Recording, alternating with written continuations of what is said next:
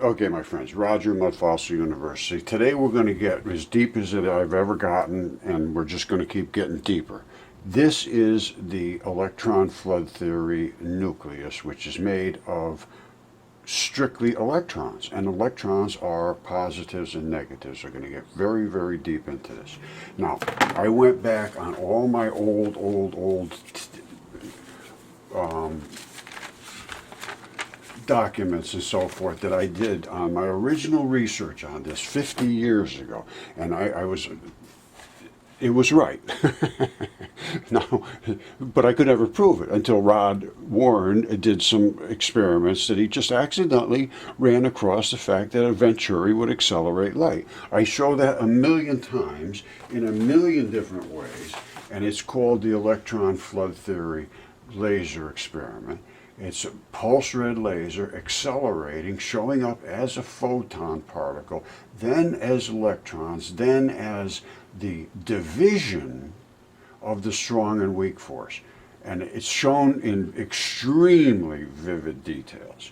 And it backs up the electron flood theory and supports it in every single way. And now I believe I know they have said that the Bohr model's wrong, so they have to do something different. And this is the different. Here's what it was. Now, here's how I'm going to talk about this today, because this goes back a long time, and the reason I got so deep into this is because I had to prove my mud fossils were real, and I did. I got them DNA certified. Here's the tests. There was 3 of them. I'm going to show you a couple of them right here. And they came out, this is PCR test. This was a very, very sophisticated test. And they came back with these Homo sapien mitochondrial B genes and 2 regions. And that's all they tested for. Now, one of them was this lung. You see the lung here? All right, and one of them was this fingertip. 36-inch tip. The hand is 36 inches wide. Now, I had another one tested as well that is even bigger than this, which actually is this 36-inch tip. I'll show you. What the hell? Hold on. All right, there's the fingertip. 36 inches long. That's the bone in the back.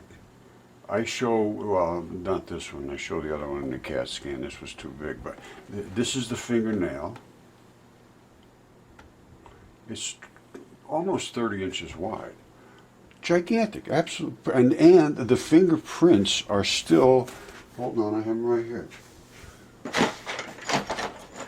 I took a piece of fingerprint off the side, and there it is right there. You see, hopefully you can see that as the fingerprints itself, and you see those little dots in the center of the fingerprint stripes? Those are the sweat pores. And that right there was where the fingernail was. It was like right there. And you have a little piece of skin right up next to your fingernail that doesn't have fingerprints on it, and then you start to get fingerprints as you go down the side, and that's what that is. You see the little curve there? That's where the fingertip was. Anyway, and then I have new species, which we need to get looked into. I'm not going to go any deeper in this. I spent a lot of money. We had CAT scans done. Jesse Grant and associates, fabulous people, 7 CAT scans done. Had this CAT scan. You can see all the blood vessels and arteries, and then you can see also the tendon assemblies, and then I show a fingertip, a toe I have in the back. It's like this big from this other giant. Now, so what am I getting at? I discovered the mud fossils, and then I discovered they were giants, and then I discovered that the chemistry that drove them to become what they are, because the chemistry is what it's all about. And like this is a bone. You can see that's quite obviously a bone. Now, why is it like a piece of dirt? Why does it look like just a rock? Well, I understand now how the molecular invasion happens. There's all kinds of terms for it to tell nucleophilic invasion, nucleophilic replacement of what happens is things stabilize, and they stabilize in certain wet conditions, really. And then there's going to be salts and acids and so forth that determine what is going to break down into what, or what is going to be replaced by what. Sometimes they'll be like this, sometimes they'll be like this. All right, sometimes they'll be flushed out, whoops, like this little lung of all their chemistry. All the aqueous chemistry. Sometimes they'll turn to metal like this. This is a toe. That's a toe. If you see it in a microscope, you see this is the bone material is still there. So a tiny little bit of it. And there's blood coming out the tip there. They all have a lot of blood at the tips of the fingertips and toes. That could be a fingertip. Anyway, now, so what has this got to do with the big picture? Well, I'm getting ready to clean up some of my old stuff I have around here, because I've gone into the electron flood theory. We're going to get deep into that. As always, because this is where it starts. And if you, as I keep saying, if you don't understand the beginning, you cannot understand the end. And as I go back to the beginning, I start looking at what was written in the ancient texts, and these are actual words from Jesus. Now, I was never religious whatsoever. I would have laughed like hell if you'd have told me this years ago, and I did. But I can't laugh. How can you laugh when you see something and you say, ooh, that makes a lot of sense? Well, let's see if it does or not. So I'm going back to looking down. It says these are supposed to be the words that were written down by Judas Didymus Thomas, which is doubting Thomas, when Jesus was walking around saying these things. He spoke in parables. He didn't speak just directly, say, hey, you idiot. He said, what do you think about this if this guy did that and then that, and they're very interesting sayings, and I got a bunch of them I want to relate to you. But this goes back a number of years that I studied this and thought about it, and as I started to find things, and so this is going to get into the, I suppose you'd call it, religious realm. It's going to get into the ancient texts, because there was gods. I believe there's multiple gods. Apparently, Jesus is the son of our God. Now, is our God the top God of all gods? Could be. I can't say one way or the other, but I can say one thing. As far as I can determine, he designed and built and figured out how to make all of this stuff work in this realm, in the atomic realm. God is a physicist. He's a physicist. There's no way you can make these things bond and exchange, and the coiled coils that are in proteins, and complex molecules that are in transition metals and ligands and bonded atoms, and photons, and the impact and the heat and the transfer of electricity and magnetic fields, and how they interact with each other, and how we're scrubbing through the universe, creating the electrical field that powers our Earth and powers our sun. That's what's doing it. We're scrubbing through magnetic particles that are all over the universe. They're everywhere. They're the light that's hitting us coming from the sun. They're from every luminous body. Where it originated from day one, je ne sais pas. I do not know. All I know is that they're flooding the universe with these particles of light. As we concuss through them, spinning, scrubbing our magnetic concussive particle, the white one, against the magnetic concussive particles, the white ones, of photons that are coming to us from the sun and from every luminous body, which are concussing. And then we push those electrons into our region of space, because we're scrubbing into them. They're forcing their way in. That makes them flow through our Earth as we scrub, they push and discharge.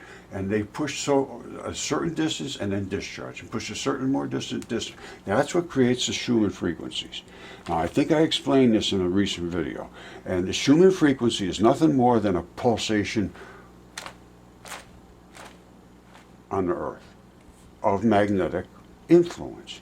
It's a discharge. It's just like a wave. Vroom, vroom, vroom.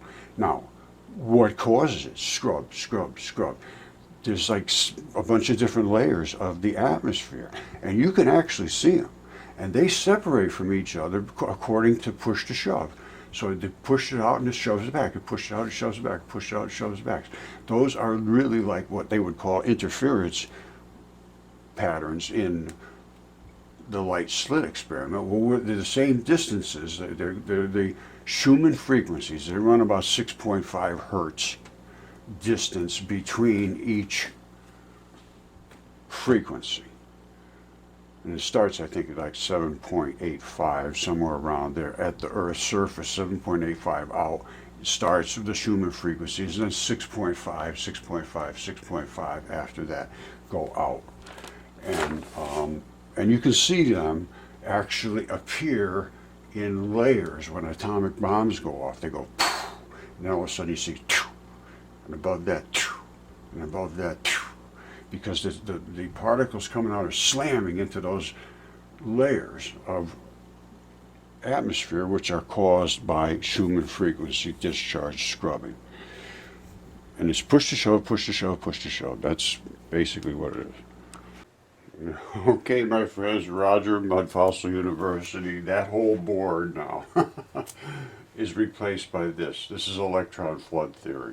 Now, I mean, obviously there's more to that than, there's more to this than I'm showing here. I got a lot of little notes about it and so forth. But very, very, very, very simple now. Totally simple compared to what you're looking at there. So anyway, what I'm going to be doing is I'm going to be wiping out that board there. We're going to be talking about Brown's gas and how hydrogen, you can make Brown's gas very simple, because hydrogen is not just one big proton, it's 1,837 electrons. So anyway, next time you see that, it's going to be white, and we're going to start working with some whiteboard theory. Okay, my friends, I am personally in for a treat. I don't know how you're going to feel about this, but I have a very good friend, Pedro, who sends me all kinds of stuff from NASA, European Space Agency, all of these people that are making all these claims about material sciences and so forth. Well, he sent me something that I haven't even looked at yet, because I'm just going to play a little game today. We're going to analyze what they have to say. Now, before we look at it, I just want to be sure, if you've been around me, you should understand electron flood theory. I claim there is nothing but electrons that flood the universe, which means the ether in space is there. It's always been there. It's the light that's coming to hit us. It's obviously there.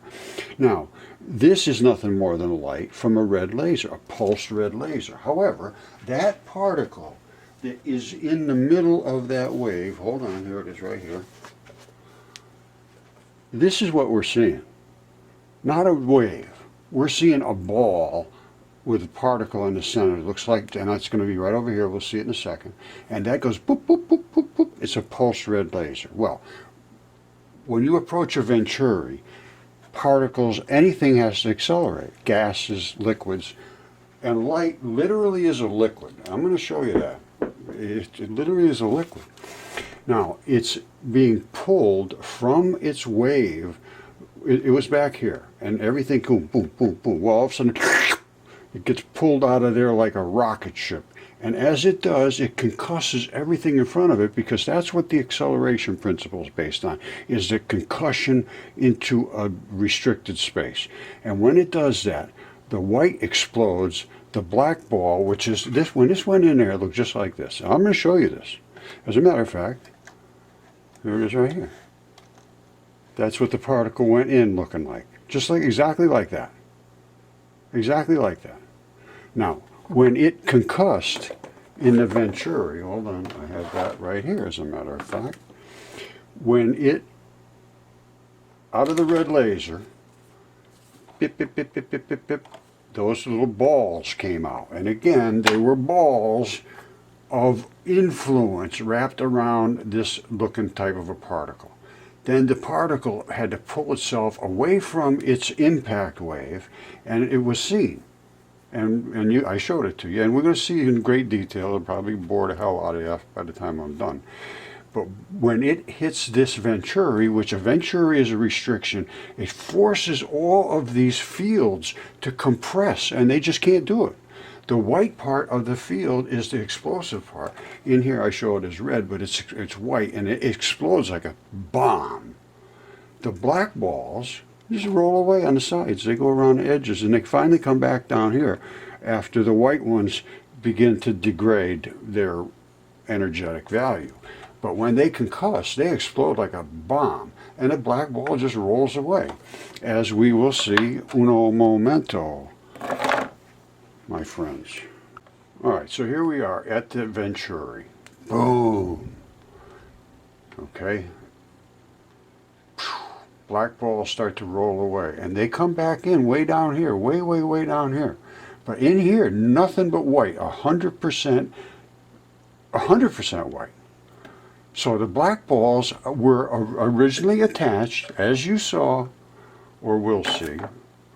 No, you did see already, but they come in green, they come in red, and so forth. And when they enter that venturi in that explosive condition, the black ones just want to be away. Now, to me, that is charge separation. One of these has an explosive charge, one of them has a non-explosive charge. The black ball we would call positive, the white ball we would call negative, because that's the explosive part. That does the work, that concusses, that pushes. And whatever it's pushing against, that thing is pushing back. So that also is an electron. Okay, this is the one from Fabian. He sent me this here. That's the red coming through. That's the actual red laser. That's the actual green laser.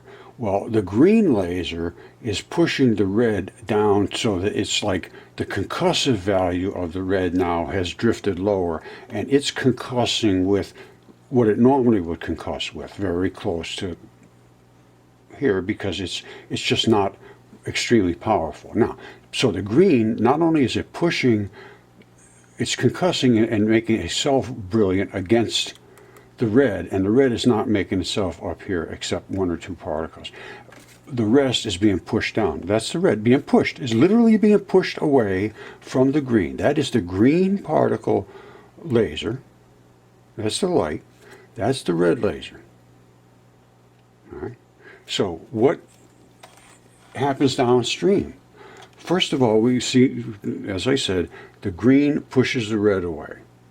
Well, the green reconcusses over here, because the only reason it's showing up here is because it's pushing against an extreme explosion of particles in this area from the red. The red wants to fluff up here.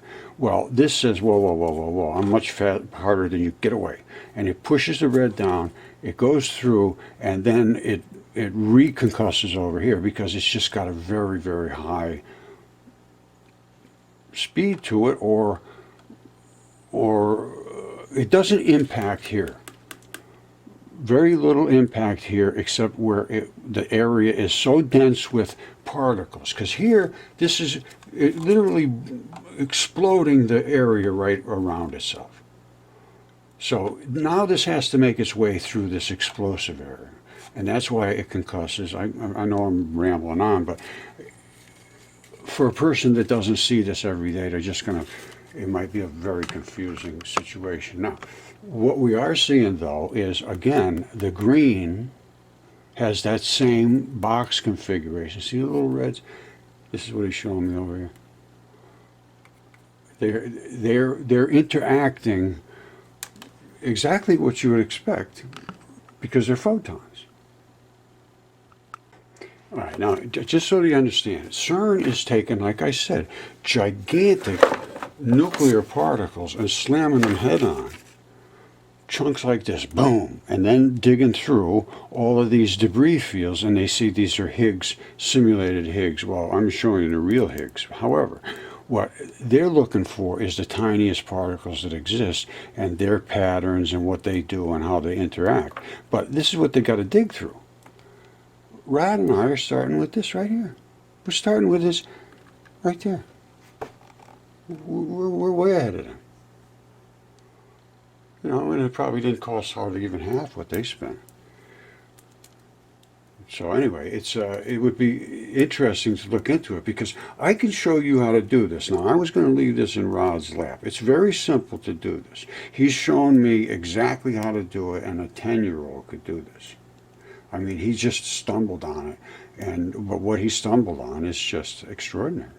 And the only way I could possibly prove, well, I want to prove my theories. I'm saying I can prove it by showing particles separating. I mean, I'm showing the damn thing separating. What else do I have to do? What else do I have to do to prove it? All right, I ramble on, but nobody pays any attention. You saw when that came in, it was in a box configuration, black and white balls. It came in through the venturi, and these black balls separated from the white. It was light when it came in. It was red laser light, and when a red laser approached the venturi, it accelerated. You could see it was a particle. So, as far as I'm concerned, Einstein's right there. He's done. It accelerated. It's a particle. Now, not only that, we could see the configuration of the particle and the polarities of the particle, and now we see the polarities of the particle have separated, and I say that these are free roamers of the weak force. Are they dark energy? Are they dark matter? You figure that out. But I'm saying that the charge separation is here, and if they're looking, these are neutrinos. This is the electron neutrino, corrects,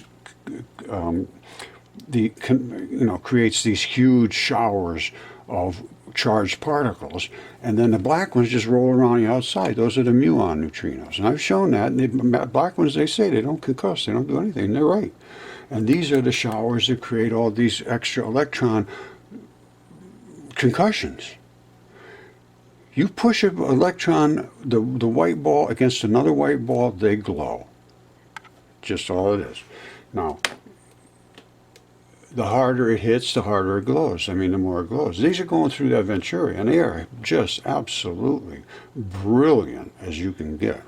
Now, are we adding energy? Are we creating energy for nothing? Because this is a passive device. You do nothing at all. And it's just putting the light there, and it has to separate. Is that something that adds value to the light? I don't know. I'm not going to make any claims.